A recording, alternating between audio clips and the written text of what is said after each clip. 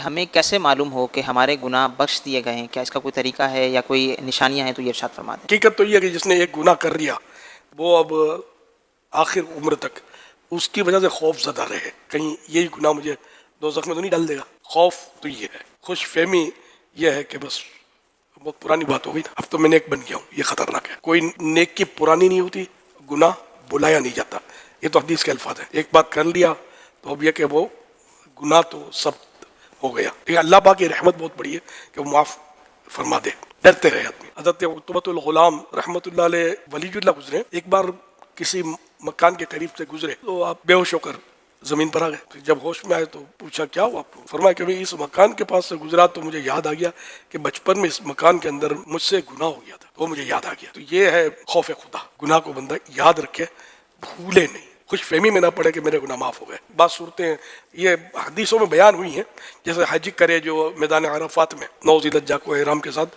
حج کیا تو اب یہ اس کو یقین رکھے کہ میرا گناہ معاف ہو گئے، میں گناہوں سے پاک ہو گیا، یہ بھی ہے مطلب۔ لیکن اس میں بھی صورتیں جیسے فرض نمازیں قضا ہوئی تھیں، قضا کا گناہ معاف ہوا، قضا ذمہ باقی ہیں، یہ تو کرنی پڑیں گی۔ اگر ان میں بلا وجہ تاخیر کر دی اس نے تو اثر 9 گناہ تازہ ہوا۔ اس طرح حقوق العباد مزدلفہ میں معاف ہوتے ہیں، تو اس کے معنی یہ حاجی کے لیے، سب کے لیے نہیں۔ ویسے کوئی ان دنوں میں مزدلفہ گیا اس کی فضیلت نہیں ہے، حج کے لیے جو گیا ہوا ہے۔ مزدلفہ میں حقوق العباد، بندوں کے حقوق معاف ہوتے ہیں، اس میں بھی یہ کہ جو گناہ اس کی وجہ سے ہوا تھا وہ معاف ہوگا، بندے کا حق باقی رہے گا۔